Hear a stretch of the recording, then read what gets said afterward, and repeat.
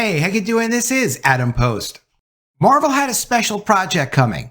It was originally a TV series, and then they converted it to a film. This is Armor Wars. Armor Wars was supposed to be kind of a diversity version of Iron Man. Not actually Iron Man, just somebody who wears the Iron Man armor. This character has actually appeared in other Iron Man movies, and Iron Man was a really successful franchise for Marvel. So you would think, why would Marvel just not recast Iron Man? Why would Marvel just not continue Iron Man as maybe even the son of Iron Man, and then have a really cool father-son mentor relationship? You might say, well, Tony Stark doesn't have a son, really. We haven't seen any of that in the movies. Sure, but Tony Stark has been portrayed as someone who is quite a womanizer. He's been around the block a few times. How many children could you imagine Tony Stark has out of wedlock because he got around with so many women? Probably quite a few. Sounds like an interesting story? It is an interesting story.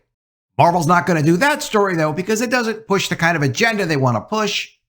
Although I assure you, Robert Downey Jr. would probably love a role like that, and he could play something like that over the next 20 years, and it would still be interesting. But for today, Marvel appears to be canceling their Armor Wars project. From Cosmic Book News, MCU's Armor Wars sounds canceled, claimed to be on hold. One of the most ridiculous projects that Marvel was actually working on. They're working on another diversity Iron Man, and this one's coming out, and this one is directly replacing Iron Man. You may not have heard about this character. This is a character called Ironheart. From Screen Rant, Ironheart will officially replace Iron Man in 2025. This character has already appeared in Black Panther: Wakanda Forever, Black Panther 2 that he wasn't actually in. If you remember, the reception to this character was nothing. Nobody really cared about this character. No one's going to care about this character. This is the kind of project that was far enough along that Disney doesn't really want to cancel. Even if it's terrible, even if it's nonsensical, they will still put something out if it's pretty much almost done. At this point, if I was Disney, I would still let them put this out just to show that, yes, if you make projects like this, it damages the brand. It's embarrassing. It shouldn't be done again. Get rid of this silly character. Just put it out. Let the ratings be terrible and then move on. It gives all of the executives, when they're doing development, something they can refer to and say, look, remember that time that we put out Ironheart? Remember that time we put out Willow through Lucasfilm and it was so bad we had to take it off of our service? I don't think anything with the Marvel brand is ever going to be taken away because there's still always going to be completists. And if Marvel actually turns itself around and starts producing good movies consistently, there will be people who are fans of the brand who seek out even the strangest things, even She-Hulk. Yep, they'll watch that again just so they have a complete picture of what's going on, even if it's not good. Same thing happened in the comics. Anything with a brand, there's always going to be somebody interested in it. And it's always understood there's going to be some weak elements of the world. And that's okay. It's just going forward, they do need to stop silly projects like this if the brand's going to build momentum again going forward. Remember, Marvel, while they have had some successes since, has not had a success like they had with the Avengers years ago, when they built up all of that momentum and they were consistent and they were authentic. A new rumor claims the Armor Wars movie is on hold and is getting completely retooled, but it sounds like the film may have been canceled. The project was originally supposed to be a Disney Plus show, and then it was changed to a movie. And we'll go over a little more of the history. But when they changed this from a TV show on Disney Plus to a movie, they kept the same writers.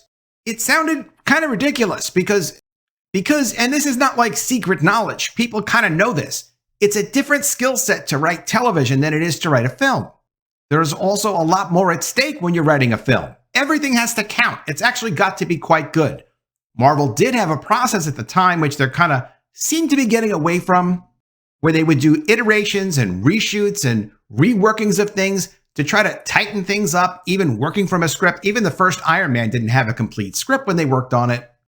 And in the right situations with the right creative people, that can work. It can be good, but not with television. So when you're going to take the same writers writing what would have been a series and then stick them on the movie project, it's just inconceivable. But they really did do that.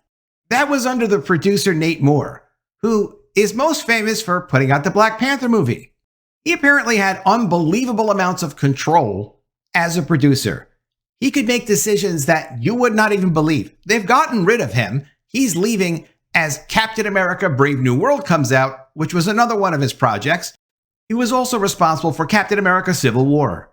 The rumors about Armor Wars come from Daniel RPK, who says the flick is currently on hold and is likely to release after Avengers Secret Wars, which gets released in 2027.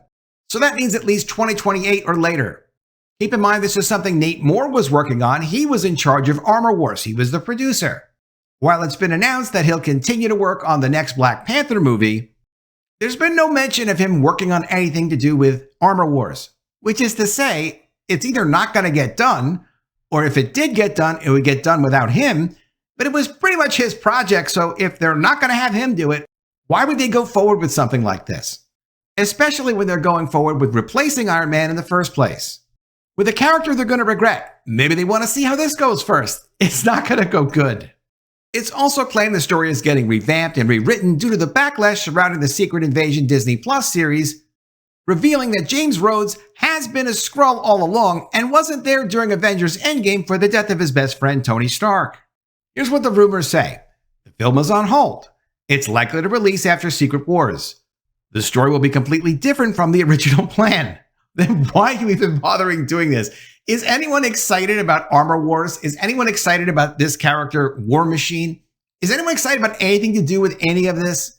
Is it my idea for Tony Stark with his son from God knows where that he didn't know that he had, learning to kind of be a father and a son and that bond? Like, that would appeal to multiple generations and be interesting.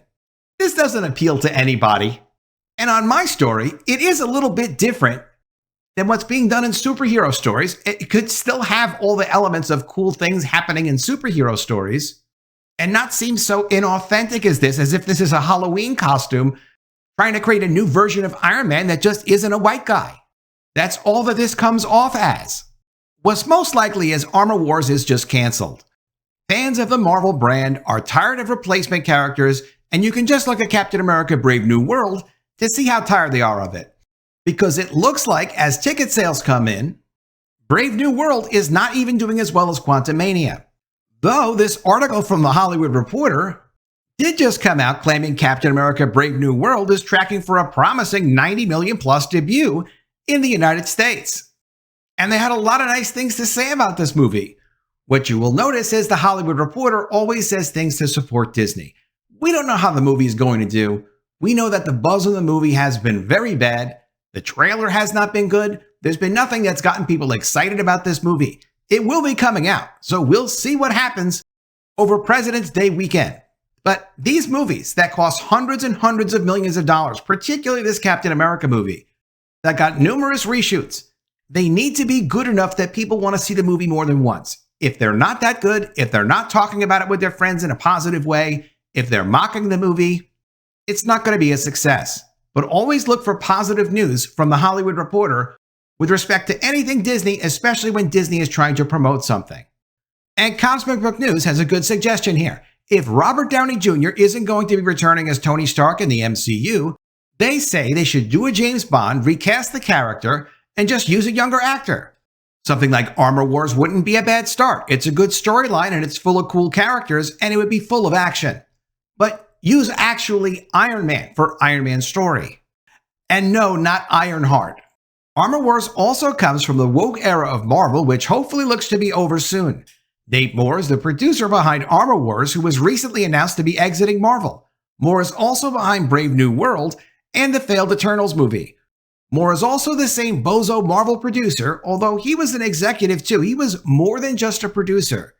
He set a policy that if you read the comics and you're passionate about the stories in the comics, he was not going to hire those people to write Marvel projects. He wanted a new kind of Marvel, something disconnected from what people expect to see. Moore even went so far as to tell the director of Secret Invasion, that expensive bomb that Marvel put out on their Disney Plus channel, not to read the comic books. And that did not work out so well. The writer of Armor Wars also recently compared the project to Blade, meaning it's happening and then it's not happening. The writing seems to be on the wall that Armor Wars is canceled. Let Armor Wars producer Nate Moore, who no longer works for Marvel, tell you in his own words how Armor Wars started out as a TV series for Disney Plus and then became a major motion picture. Although now it looks like it's canceled. Coincidentally, just like Nate Moore. Disney and Marvel previously announced that their planned streaming series Armor Wars would now be heading to cinemas instead of the small screen. In Marvel Comics lore, the Armor Wars story was focused on the legacy of Tony Stark, whose magnificent achievements in technology had conversely led to multiple villains being able to develop and acquire weapons of mass destruction. Within the Marvel Cinematic Universe, Tony Stark is dead. That means the baton falls to James Rhodes to take on that battle. While the series was also set to star Dominique Thorne as Riri Williams, a genius teenager who becomes Ironheart, the superhero successor of Tony Stark in the comic books, and who has been making waves in her appearance in Black Panther: Wakanda Forever. Did you feel those waves? Did you see that excitement? All that, the excitement we had for Iron Man. Now we all have that excitement for Ironheart, right? No, not exactly. In an interview on The Town with Matt Maloney, producer Nate Moore, who has also served as producer on Black Panther: Wakanda Forever and Captain America: Civil War, along with numerous others, went into detail on why the decision was taken to transition Armor Wars from a Disney Plus limited series into a full-blown cinematic feature. As it turns out, the main reason behind it was simple: the budget. Now, also, keep this in mind. Financially, if you're a producer on a film, you are going to make a lot more money than a producer on a TV series. That may have had something to do with it. I can't say for sure. He was also an in-house producer, so it's not like the same thing as an outside producer bringing a project to Marvel. At the same time, you have to imagine they were giving him untold millions of dollars just because whatever, you're in there and you're playing around with Marvel, so even if your projects work or if you don't work, but especially if occasionally a couple do work, you're going to make a lot of money. I don't know the financing of it. I haven't heard people talking about it. I'm bringing it up because, sure, that could have easily been a motivation. Here's what he said, quote, "I mean, in that case, there were some great ideas that were coming out for that show, but that, to be quite honest, felt too big for that show, kind of conceptually. And from, our Disney Plus shows are awesome, and we love them, but the budgets are not the same as the features. That's no secret. The budgets for the individual shows are like $25 million per episode. Even Netflix only spends something like that, $25 or $30 million an episode, when it comes to something like Stranger Things. But for Marvel, $25 million an episode is actually quite a bit of money." He continues, "And that's when you're talking about a show that wants to be about seeing all the cool armors and, Don Cheadle interacting with all these armors and sort of the legacy of Tony Stark, that became kind of cost prohibitive to do as a show. Which, by the way, before you would announce something like this, you can't estimate what the cost would be on doing this as a show? Like, you can't figure that out? That actually is something a producer is supposed to do, is to go and look at a project and be able to say what they can deliver the project based on. And you can go from a script, and you can go from a little bit of development past that. But how does he not know that this movie's going to cost a lot more money than he thought it would normally cost? They've dealt with producing Iron Man like in several movies before this, and Iron Man appearances and effects. How could you not know what a TV show like this would actually cost when you get to the point that you're going to produce it? It's almost inconceivable. I have no idea how that took place, except that supervision at Marvel sounds like it's pretty bad. And lastly, from Nate Moore, and we realized as a feature, not only can we get into some of the beautiful imagery that is from publishing, and there's certainly an Armor Wars run, but also there's ways to then leverage the ideas of that movie and affect other movies down the line. Childe has been quoted as saying he's no longer contractually bound to the MCU after Armor Wars and will take the projects that interest him. However, the way Moore has portrayed the film within the MCU suggests that Rhodes, and therefore Childe, may still have a big part to play in the franchise going forward. While the change from a series to a feature remains surprising, because you don't do that, especially not for the reason of like, oh, we actually costed this out and we realize, oh, there's actually no budget for this. We have to maybe do it as a movie instead. Like, after you announced the project, after you said we're going to make this, after you cast the thing, you really had no idea how you were going to make this? Okay, fine. Maybe that's why he's not at Marvel anymore. Let me start over. While the change from a series to feature remains surprising, Armor Wars is expected to keep the same creative team. Yasser Lester, who is acting as the series' leading writer, will also be writing the screenplay for the feature. Because why not? If you're working on a TV show, you may as well work on a movie. What's the difference? It's just a little longer. That's not actually what the difference is. There's quite an extensive difference. And when you put a couple $100 million behind a single project that then needs $100, $200 million, who knows what they want to spend to promote the damn thing, you actually have to be very careful about who you choose to be part of a project like that. Even the $25 million per episode, that's a lot of money and it's a big risk. And you should be a lot more careful about who works on Marvel episodes. But a film, we all saw what happened with the Marvels. And this article came out before the Marvels came out. That was the beginning of the end of this ridiculous diversity version of the MCU that nobody wants to see and no fan is actually interested in. Let me know what you think of all this in the comments below. Always love to see your ideas. Please make sure you are subscribed to the channel. Click the bell for notifications, give me a thumbs up, and I'll see you again soon with another story. And if I don't see you, I will miss you.